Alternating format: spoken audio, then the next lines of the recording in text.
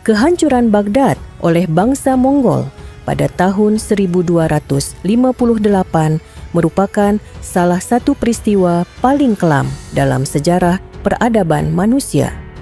Kota Baghdad yang pada masa itu menjadi pusat ilmu pengetahuan, kebudayaan, dan kekuasaan dunia Islam luluh lantak dalam serangan yang dipimpin oleh Hulagu Khan, cucu dari Genghis Khan.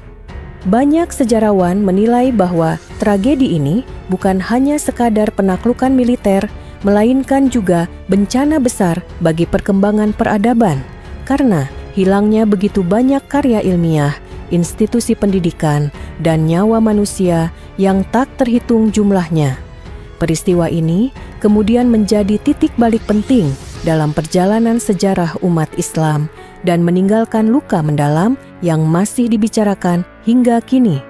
Sejarawan klasik seperti Ibnu al-Athir menuliskan dengan penuh kesedihan bahwa serangan bangsa Mongol atas Baghdad adalah malapetaka yang tidak pernah disaksikan oleh umat manusia sebelumnya. Ibnu al-Athir yang hidup pada masa awal ekspansi Mongol menggambarkan kebrutalan mereka dengan kata-kata yang penuh rasa putus asa. Ia bahkan mengaku tidak sanggup menceritakan betapa besarnya penderitaan yang dialami umat Islam pada masa itu. Menurut catatan sejarah, Hulagu Khan datang dengan pasukan yang jumlahnya mencapai ratusan ribu prajurit, terdiri dari berbagai bangsa yang berada di bawah kekuasaan Mongol. Baghdad yang saat itu dipimpin oleh khalifah terakhir dari Bani Abbasiyah, Al-Mustasim Billah, tidak memiliki kekuatan militer yang cukup untuk menghadapi serangan sebesar itu. Pertahanan Baghdad sangat lemah dan diplomasi khalifah yang penuh keraguan justru memperparah keadaan.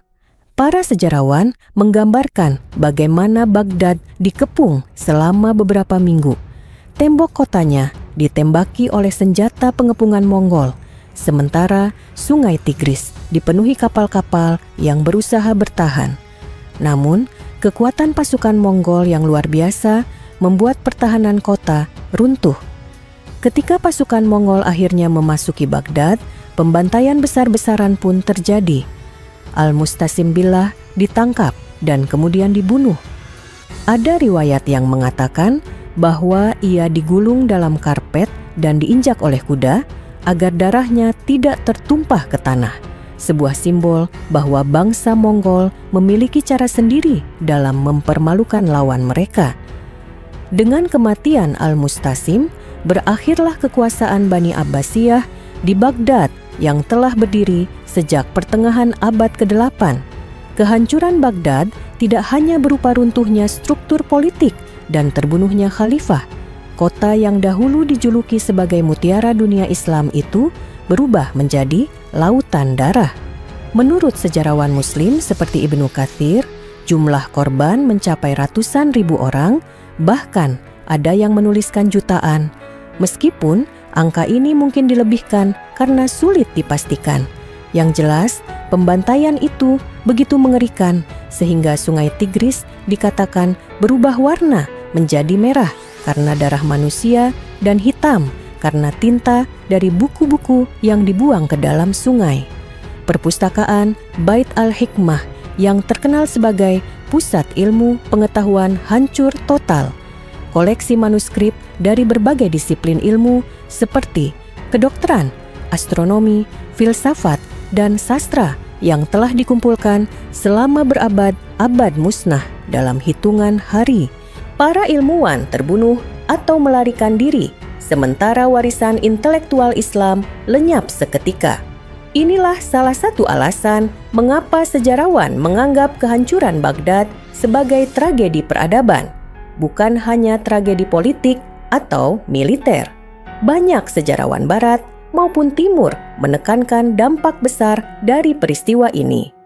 Edward Gibbon dalam karyanya tentang sejarah Romawi menyebut kehancuran Baghdad sebagai salah satu bencana terbesar yang menimpa umat manusia. Menurutnya, bangsa Mongol dengan brutal menghancurkan sebuah kota yang merupakan pusat ilmu pengetahuan paling cemerlang di dunia.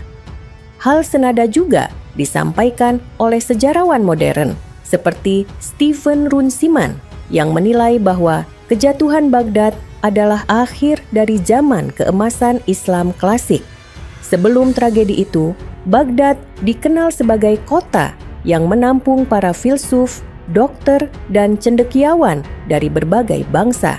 Setelahnya, dunia Islam kehilangan pusat intelektualnya dan membutuhkan waktu lama untuk bangkit kembali. Para sejarawan Muslim menilai kehancuran Baghdad bukan sekadar kebetulan, melainkan akibat dari kelemahan internal umat Islam sendiri. Khalifah Al-Mustasim dianggap sebagai pemimpin yang lemah, tidak memiliki kecakapan militer, dan dikelilingi oleh pejabat-pejabat yang penuh intrik. Ia lebih mengutamakan kesenangan dan mengabaikan tanggung jawabnya sebagai pemimpin dunia Islam. Beberapa sumber menyebut bahwa wazirnya Ibn al-Alqami memiliki hubungan dengan bangsa Mongol dan diduga berkhianat dengan memberikan nasihat yang melemahkan pertahanan Baghdad. Walaupun kebenaran tuduhan ini masih diperdebatkan, banyak sejarawan klasik yang menjadikannya sebagai salah satu sebab jatuhnya Baghdad. Mereka menekankan bahwa kehancuran itu terjadi karena perpecahan, kelalaian, dan lemahnya iman para penguasa serta rakyatnya. Setelah kota itu jatuh, bangsa Mongol tidak hanya membantai penduduknya, tetapi juga merusak infrastruktur kota. Masjid-masjid dihancurkan, istana khalifah diratakan, dan pasar-pasar dijarah. Baghdad yang dahulu penuh kehidupan berubah menjadi kota mati. Menurut catatan sejarah, setelah kehancuran itu, Baghdad membutuhkan waktu bertahun-tahun untuk sekadar pulih sebagai sebuah kota. Namun, keindahan dan kejayaannya tidak pernah kembali seperti semula. Sejarawan modern melihat hal ini sebagai titik balik yang menandai berakhirnya supremasi politik dan budaya Baghdad dalam dunia Islam. Kekuasaan politik Islam kemudian beralih ke Kairo di bawah dinasti Mamluk, sementara pusat ilmu pengetahuan berangsur-angsur bergeser ke kota-kota lain. Sejarawan kontemporer juga menyoroti dampak psikologis dari tragedi Baghdad. Umat Islam pada masa itu merasakan pukulan yang sangat dalam karena Baghdad bukan hanya ibu kota politik, melainkan simbol kejayaan peradaban Islam. Rasa putus asa menyebar di berbagai wilayah dan banyak orang melihat kehancuran itu sebagai hukuman dari Allah atas kelalaian umat. Literatur keagamaan dari masa setelah peristiwa itu banyak berisi refleksi moral yang menekankan pentingnya kembali kepada iman, memperkuat ukhuwah, dan meninggalkan perpecahan. Dalam tradisi Islam, tragedi ini dijadikan pelajaran bahwa sebuah umat akan hancur bila mereka lalai terhadap perintah Allah dan terjerumus dalam kemewahan dunia. Walaupun bangsa Mongol terkenal sangat brutal, menarik untuk dicatat bahwa setelah beberapa dekade, sebagian besar mereka akhirnya memeluk Islam. Hulagu Khan sendiri tidak memeluk Islam, tetapi keturunannya kemudian masuk Islam dan membentuk dinasti Ilkhan di Persia. Hal ini menunjukkan bahwa meskipun Baghdad hancur, Islam tetap memiliki daya tarik spiritual yang kuat, sehingga bahkan bangsa yang awalnya menjadi musuh utama akhirnya tunduk kepada agama ini. Para sejarawan melihat hal ini sebagai bukti ketahanan luar biasa dari ajaran Islam, meskipun pusat politik dan intelektualnya pernah dihancurkan. Peristiwa kehancuran Baghdad oleh bangsa Mongol pada akhirnya dikenang sebagai salah satu tragedi terbesar dalam sejarah dunia. Sejarawan dari berbagai generasi terus menuliskan kisahnya dengan penuh rasa duka. Ibnu Khaldun dalam muqaddimahnya menyebut bahwa peristiwa besar semacam ini adalah contoh bagaimana peradaban memiliki siklus naik dan turun. Ia menekankan bahwa setiap peradaban akan hancur bila para penguasanya lemah dan masyarakatnya terpecah. Sementara Sejarawan modern melihat tragedi Baghdad sebagai pengingat tentang rapuhnya sebuah peradaban yang meskipun telah mencapai puncak kejayaan, tetap dapat runtuh bila tidak memiliki fondasi politik dan sosial yang kuat. Hingga kini, kehancuran Baghdad oleh bangsa Mongol masih menjadi bahan renungan. Para sejarawan menjadikannya contoh tentang betapa dahsyatnya akibat peperangan dan keserakahan manusia. Peristiwa itu mengajarkan bahwa ilmu pengetahuan, kebudayaan, dan kemajuan dapat lenyap dalam sekejap bila tidak dijaga dengan baik. Baghdad yang pernah menjadi cahaya peradaban dunia tiba-tiba tenggelam dalam kegelapan, dan dunia Islam membutuhkan waktu yang sangat panjang untuk pulih. Tragedi ini menjadi simbol bahwa sejarah bukanlah sesuatu yang statis, melainkan penuh dinamika yang dipengaruhi oleh kekuatan internal dan eksternal. Dari sudut pandang sejarawan, kehancuran Baghdad adalah pelajaran abadi tentang pentingnya kepemimpinan yang bijak, persatuan umat, dan penghargaan terhadap ilmu pengetahuan agar peristiwa serupa tidak terulang dalam sejarah umat manusia. Setelah kehancuran Baghdad, banyak ahli sejarah menekankan bahwa dampak jangka panjang dari tragedi itu jauh lebih dalam daripada sekadar runtuhnya sebuah kota. Para pengamat dari masa itu hingga zaman modern sering menggambarkannya sebagai titik balik yang mengubah arah perkembangan dunia Islam. Baghdad yang sebelumnya menjadi jantung intelektual dan spiritual tiba-tiba menjadi simbol kehancuran. Kota itu pernah menghubungkan ilmu pengetahuan dari Yunani, Persia, India, dan berbagai peradaban lainnya, lalu menyebarkannya ke dunia Islam dan Eropa. Dengan hancurnya Baghdad, terputuslah salah satu jalur utama penyebaran ilmu. Para sarjana tidak lagi menemukan tempat yang aman untuk berkumpul dan berdiskusi, sehingga banyak yang mencari perlindungan ke kota lain atau bahkan keluar dari dunia Islam.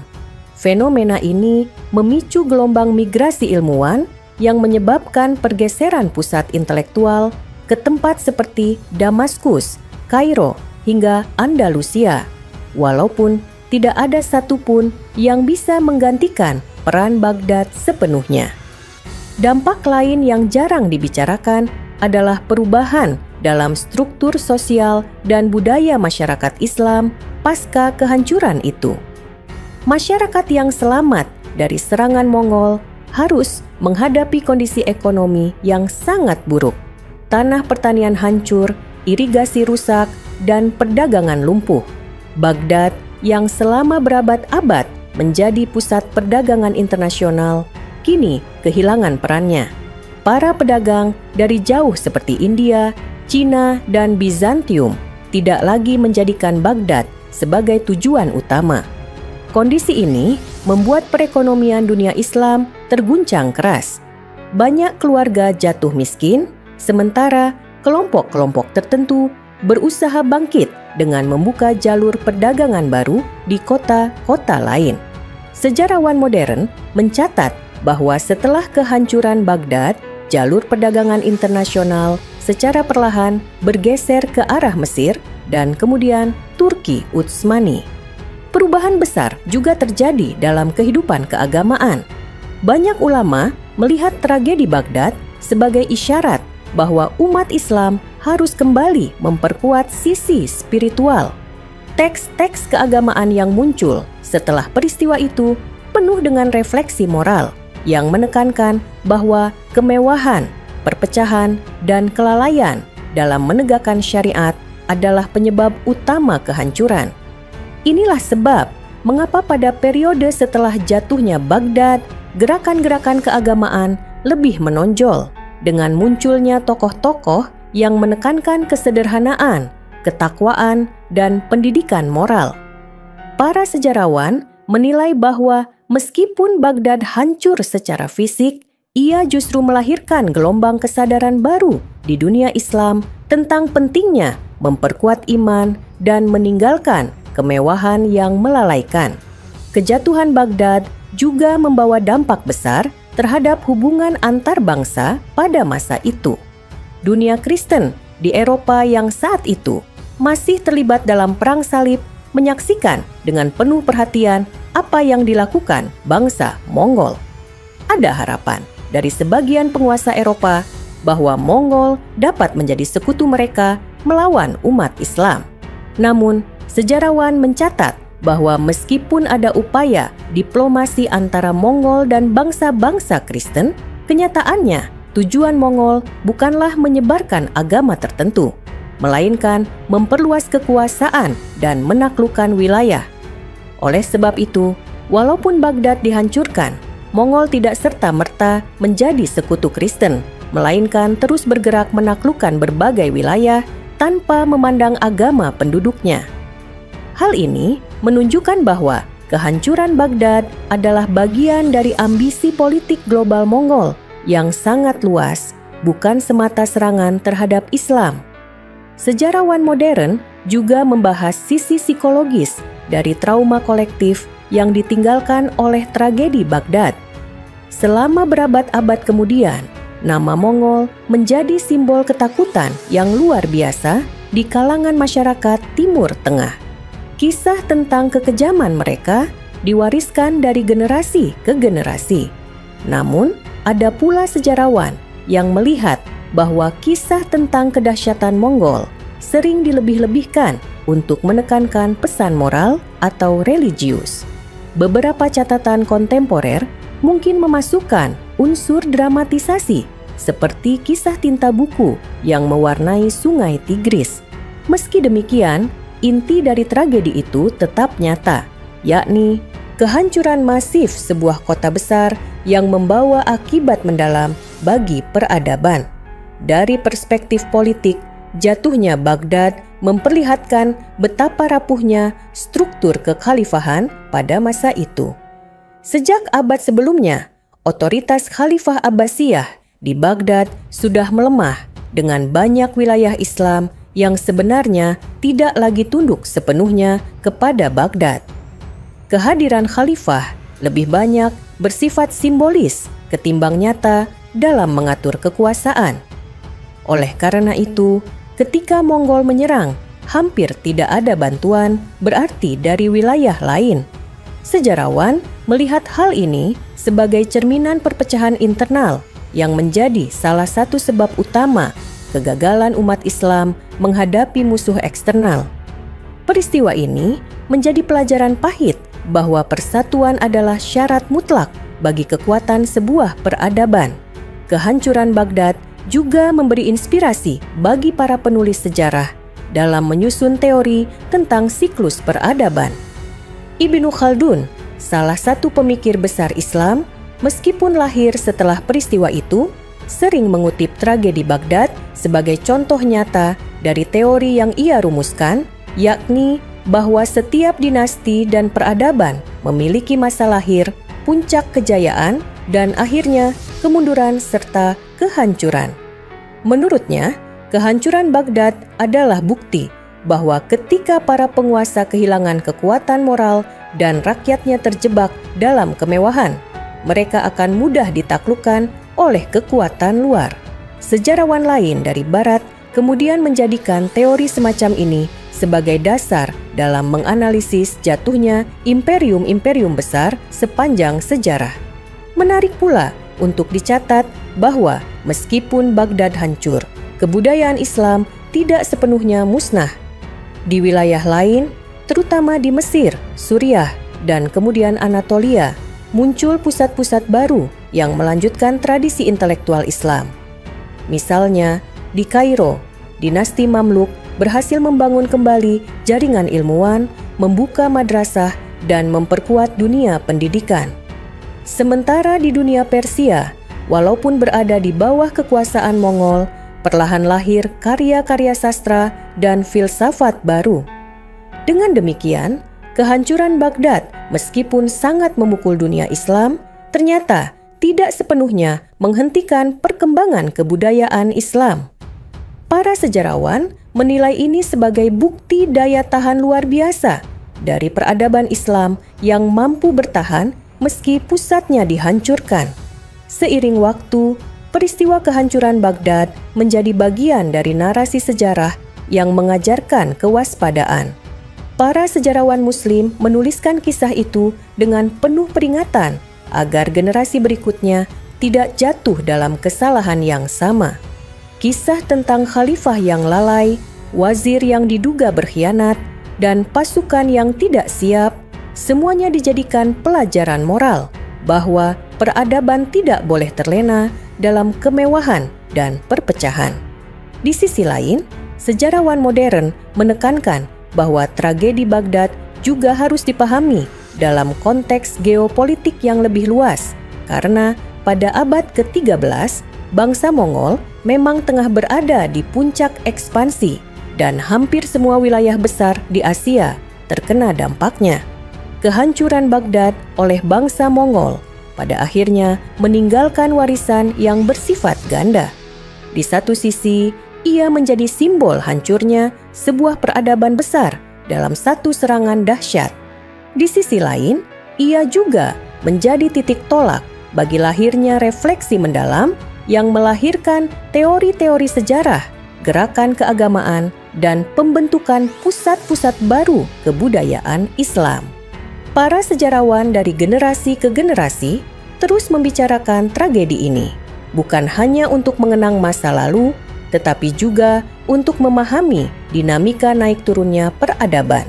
Dengan demikian, peristiwa kehancuran Baghdad bukan hanya sekadar catatan kelam sejarah, melainkan juga cermin bagi umat manusia tentang rapuhnya kejayaan bila tidak dijaga dengan persatuan, kepemimpinan yang adil, dan penghargaan terhadap ilmu pengetahuan. Sesudah kehancuran Baghdad, banyak catatan sejarah menyoroti bagaimana tragedi ini bukan hanya menandai runtuhnya kekhalifahan Abbasiyah, tetapi juga menciptakan ketidakseimbangan besar dalam jaringan peradaban dunia. Kota yang sebelumnya berfungsi sebagai simpul utama antara timur dan barat kini sirna, dan hal ini membawa konsekuensi luas yang bahkan terasa hingga ke Eropa. Beberapa sejarawan menilai bahwa lenyapnya Baghdad turut mempercepat peralihan pusat pengetahuan ke barat, karena banyak karya ilmiah yang masih terselamatkan, kemudian dibawa ke wilayah lain, diterjemahkan, dan akhirnya dimanfaatkan oleh bangsa Eropa pada masa kebangkitan intelektual mereka. Dengan kata lain, tragedi yang menimpa dunia Islam secara tidak langsung membuka jalan bagi perkembangan Renaissance di Eropa. Bagi dunia Islam sendiri, dampak budaya sangat terasa. Baghdad yang dahulu dikenal sebagai kota kosmopolitan dengan percampuran berbagai etnis, bahasa, dan tradisi hilang dalam semalam. Para penyair, ahli filsafat, dan cendekiawan yang sebelumnya menemukan ruang kebebasan di Baghdad tidak lagi memiliki tempat aman untuk berkarya. Banyak yang terpaksa menetap di kota kecil atau di istana penguasa lokal yang tidak memberikan kebebasan seperti ibu kota Abbasiyah. Akibatnya, iklim kreatif yang selama berabad-abad hidup di Baghdad terputus secara mendadak. Inilah salah satu sebab mengapa sejarawan menyebut bahwa setelah abad ke-13, kreativitas intelektual Islam tidak lagi sekuat periode klasik, meskipun tetap ada tokoh besar yang lahir di wilayah lain. Selain itu, kehancuran Baghdad memunculkan perubahan penting dalam pola militer dan strategi bertahan umat Islam. Kekalahan telak yang dialami pada masa itu memberikan kesadaran bahwa kekuatan pasukan Mongol tidak bisa dihadapi dengan cara-cara lama. Setelah tragedi itu, dunia Islam mulai mengembangkan bentuk pertahanan baru, termasuk memperkuat benteng, mengatur strategi kavaleri yang lebih terorganisir, dan membangun koalisi antara berbagai dinasti.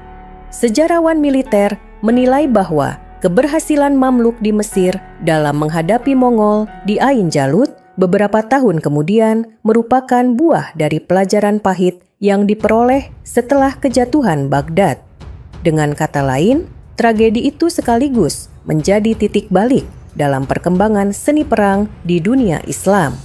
Ada pula dimensi lingkungan yang sering luput dari perhatian. Catatan arkeologi menunjukkan bahwa bangsa Mongol tidak hanya merusak kota, tetapi juga menghancurkan sistem pengairan yang menjadi tulang punggung pertanian Mesopotamia.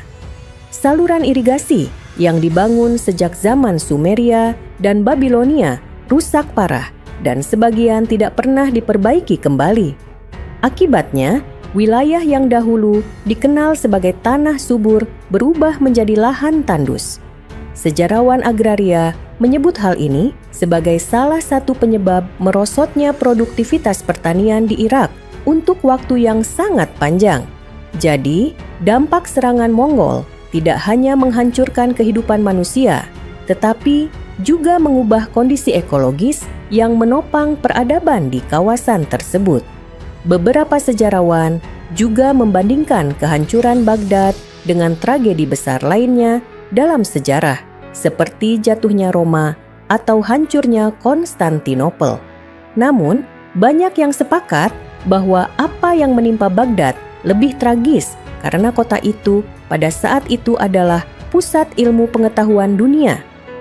Jika Roma jatuh setelah lama mengalami kemerosotan dan Konstantinopel hancur setelah terkepung bertahun-tahun, maka Baghdad runtuh dalam waktu yang relatif singkat, dihancurkan oleh serangan yang begitu cepat dan brutal. Perbandingan ini menunjukkan betapa mendadaknya dunia Islam kehilangan pusat peradabannya, sehingga efeknya lebih mengguncang dibandingkan peristiwa serupa di tempat lain. Tragedi Baghdad juga memberi dampak besar pada cara umat Islam menuliskan sejarah. Setelah peristiwa itu, banyak penulis sejarah Muslim yang menekankan aspek moral dan spiritual dalam penjelasan mereka. Mereka tidak sekadar mencatat peristiwa politik, tetapi juga menghubungkannya dengan sikap manusia terhadap perintah ilahi. Narasi sejarah menjadi sarana untuk memperingatkan generasi berikutnya tentang bahaya kelalaian dan perpecahan. Hal ini terlihat jelas dalam karya-karya sejarah pasca abad ke-13, di mana tragedi Baghdad selalu disebut sebagai contoh nyata akibat dari lemahnya iman dan rapuhnya kepemimpinan. Sejarawan modern menilai bahwa perubahan cara pandang ini membentuk tradisi historiografi Islam untuk waktu yang lama. Dari sudut pandang bangsa Mongol sendiri, kehancuran Baghdad adalah bagian dari strategi ekspansi yang mereka lakukan di hampir seluruh Asia. Bagi mereka, Baghdad hanyalah satu dari sekian banyak kota yang harus ditaklukkan. Namun, karena statusnya sebagai ibu kota kekhalifahan, kejatuhannya memiliki arti simbolis yang besar. Sejarawan menekankan bahwa bangsa Mongol pada masa itu tidak memiliki tujuan untuk menghancurkan Islam secara khusus, tetapi sikap brutal mereka terhadap semua wilayah yang melawan membuat dampaknya sangat besar bagi umat Islam. Ironisnya, dalam jangka panjang, justru sebagian keturunan Mongol yang berkuasa di Persia akhirnya masuk Islam dan berkontribusi pada perkembangan kebudayaan Islam di wilayah tersebut. Kejatuhan Baghdad juga memicu lahirnya wacana tentang kebangkitan kembali umat Islam. Banyak ulama pada masa berikutnya menulis bahwa meskipun peradaban bisa hancur, agama Islam tetap bertahan. Keyakinan ini menjadi sumber kekuatan spiritual bagi umat Islam di berbagai wilayah. Mereka meyakini bahwa Islam tidak bisa dimusnahkan oleh kekuatan duniawi, meskipun pusat politiknya hancur. Pandangan ini kemudian memperkuat identitas keagamaan umat Islam dan mendorong lahirnya gerakan pembaharuan di berbagai tempat.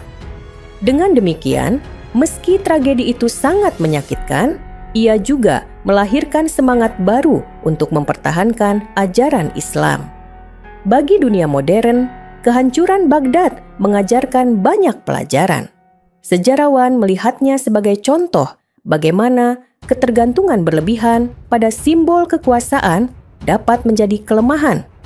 Baghdad saat itu dianggap tak tergantikan, sehingga ketika ia hancur, dunia Islam kehilangan arah untuk sementara. Namun, sejarah juga menunjukkan bahwa peradaban yang kuat mampu beradaptasi, menemukan pusat baru, dan melanjutkan kehidupan. Karena itu, tragedi Baghdad sering dijadikan pelajaran bahwa tidak ada kejayaan yang abadi, dan setiap peradaban harus senantiasa waspada terhadap ancaman dari luar maupun dalam. Pada akhirnya, peristiwa kehancuran Baghdad bukan hanya milik umat Islam, melainkan bagian dari sejarah universal umat manusia. Ia menunjukkan betapa rapuhnya kebudayaan yang dibangun selama berabad-abad ketika berhadapan dengan kekuatan militer yang destruktif. Para sejarawan menjadikan tragedi ini sebagai pengingat bahwa ilmu pengetahuan, seni, dan kebudayaan membutuhkan perlindungan yang kuat agar tidak lenyap begitu saja. Baghdad dengan segala kemegahan dan kehancurannya tetap menjadi simbol abadi tentang kebangkitan dan keruntuhan peradaban dalam perjalanan panjang sejarah dunia. Setelah arus darah dan api padam di Baghdad, kota itu tidak lagi memiliki roh peradaban yang dahulu membuatnya termasyhur. Para pengembara yang datang beberapa dekade setelahnya mencatat bahwa Baghdad telah berubah menjadi reruntuhan yang luas, penuh debu, dan hanya menyisakan bayangan kejayaan. Para peziarah yang dahulu datang untuk menimba ilmu atau berdagang kini hanya menyaksikan kehampaan. Sejarawan perjalanan dari dunia Islam maupun luar menggambarkan kota itu sebagai tempat sunyi yang menyedihkan. Sisa istana, madrasah, dan pasar terbengkalai, dan hanya sedikit penduduk yang berani bertahan hidup di sana. Dari sisi kebudayaan, peristiwa itu juga melahirkan dampak yang unik. Tradisi lisan mengambil peran lebih besar karena banyak karya tertulis musnah. Para ulama dan guru yang selamat berusaha menyampaikan ilmu melalui hafalan dan pengajaran langsung. Hal ini membuat penyebaran ilmu tetap berlangsung meski tidak lagi semegah sebelumnya. Sejarawan mencatat bahwa justru dalam kondisi sulit itu lahir tokoh-tokoh yang menekankan pentingnya menghafal Al-Quran, hadis, dan fiqih sebagai bentuk perlawanan terhadap lenyapnya literatur tertulis. Jadi, meski ribuan manuskrip musnah, tradisi intelektual Islam tidak padam seluruhnya karena masih ada manusia yang menjaga pengetahuan dengan ingatan dan pengajaran. Pada lapisan lain, kehancuran Baghdad menumbuhkan gelombang sastra yang penuh dengan kesedihan dan doa. Para penyair dari Suriah, Mesir, hingga Andalusia menuliskan bait-bait ratapan tentang hancurnya kota itu. Mereka menyebutnya sebagai luka yang menimpa seluruh umat, bukan hanya penduduk Irak. Karya sastra tersebut kemudian berfungsi sebagai memorial, menjaga ingatan kolektif tentang penderitaan dan meneguhkan solidaritas umat Islam di berbagai wilayah. Menurut para ahli filologi, puisi-puisi itu menjadi bukti bagaimana tragedi besar dapat melahirkan karya seni yang syarat emosi dan refleksi spiritual. Kondisi politik setelah itu juga mengalami perubahan. Wilayah Irak menjadi ruang kosong yang perebutannya berlangsung lama antara kekuatan lokal, dinasti baru, dan sisa-sisa pengaruh Mongol. Kekuasaan tidak lagi terpusat di Baghdad, melainkan berpindah ke kota-kota lain. Dinasti Mamluk di Mesir berusaha mengambil peran sebagai pelindung Islam, sementara di Persia mulai tumbuh kekuatan baru yang kelak melahirkan dinasti Ilkhan. Bagi sejarawan politik, inilah fase transisi yang memperlihatkan bahwa kehancuran Baghdad tidak hanya mengakhiri satu dinasti, tetapi juga membuka jalan bagi struktur politik yang sama sekali berbeda. Di luar dunia Islam, kabar tentang runtuhnya Baghdad menyebar cepat ke negeri-negeri jauh. Pedagang dari Venesia, Genoa, dan kota-kota lain di Eropa menulis laporan tentang tragedi tersebut. Bagi mereka, hancurnya Baghdad berarti hilangnya salah satu mitra dagang penting. Jalur niaga yang sebelumnya melintasi Irak kini terputus, sehingga mereka mencari alternatif lain melalui Laut Tengah atau jalur laut ke Asia. Perubahan ini pada akhirnya ikut mempengaruhi peta perdagangan dunia dan mendorong penjelajahan ke arah timur yang kelak menjadi tonggak sejarah global. Sejarawan ekonomi melihat hal ini sebagai salah satu titik awal pergeseran dari jalur darat ke jalur laut dalam perdagangan internasional. Dari segi intelektual, meski Baghdad hancur, warisan peradaban Islam tidak sepenuhnya lenyap. Di berbagai tempat masih ada naskah yang berhasil diselamatkan. Para sejarawan mencatat bahwa manuskrip yang terselamatkan kemudian disalin ulang di kota-kota lain, meskipun jumlahnya sangat terbatas. Para ulama yang melarikan diri membawa sedikit koleksi pribadi, dan dari situlah lahir jaringan baru penyebaran ilmu. Proses ini memang jauh lebih lambat dibandingkan masa keemasan Baghdad, tetapi menunjukkan adanya daya tahan kebudayaan Islam dalam menghadapi bencana. Dalam ranah spiritual, kehancuran Baghdad sering dijadikan bahan khutbah dan pengajaran moral. Para guru agama menggunakan tragedi itu sebagai contoh nyata akibat dari kealpaan manusia. Mereka menyampaikan bahwa Allah memberi peringatan keras melalui peristiwa tersebut, dan umat Islam harus mengambil pelajaran agar tidak mengulangi kesalahan yang sama. Sejarawan melihat bahwa sejak masa itu muncul kecenderungan kuat untuk menghubungkan sejarah dengan pesan religius yang penuh peringatan. Tradisi ini bertahan lama dalam literatur Islam dan menjadi cara untuk memahami peristiwa sejarah sebagai bagian dari takdir ilahi. Peninggalan arkeologis juga menyimpan kisah yang tak kalah penting. Penelitian modern menunjukkan bahwa beberapa reruntuhan dari era Abbasiyah masih dapat ditemukan di sekitar Baghdad meski sudah rusak berat. Jejak istana, sisa benteng, dan struktur kanal yang runtuh memberikan bukti nyata betapa dahsyatnya skala kehancuran yang ditimbulkan bangsa Mongol. Para arkeolog menggambarkan pemandangan itu sebagai kesaksian bisu atas tragedi besar, di mana puing-puing menjadi saksi sejarah yang lebih jujur daripada tulisan. Bukti material itu melengkapi catatan sejarawan, menunjukkan bahwa kehancuran Baghdad bukan sekadar cerita, melainkan realitas yang dapat dilihat hingga kini. Dalam jangka panjang, kejatuhan Baghdad juga mengubah hubungan antara pusat dan pinggiran dalam dunia Islam. Sebelum tragedi itu, Baghdad menjadi poros yang mengendalikan dunia Islam dari pusatnya. Setelahnya, peran itu hilang dan dunia Islam memasuki fase multipolar, di mana ada beberapa pusat kekuasaan sekaligus. Mesir dengan Mamluknya, Anatolia dengan cikal bakal Utsmani, Persia dengan Ilkhan, semuanya muncul sebagai kekuatan baru. Para sejarawan menilai bahwa dari kehancuran satu pusat, lahirlah dunia Islam yang lebih tersebar, dan dari sinilah muncul peradaban baru yang akhirnya melahirkan Turki Utsmani sebagai kekuatan global. Dengan demikian, meskipun Baghdad hancur, dunia Islam menemukan cara untuk terus bertahan dan bahkan bangkit dengan bentuk baru.